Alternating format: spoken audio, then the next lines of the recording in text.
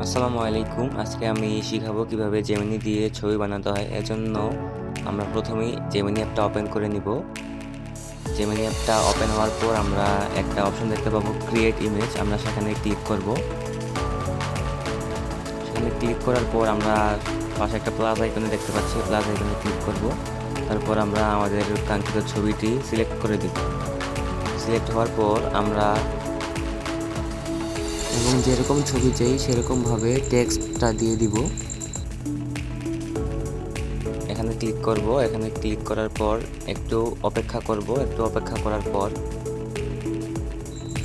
দেখবেন যে আপনার ছবিটি তৈরি হয়ে গেছে।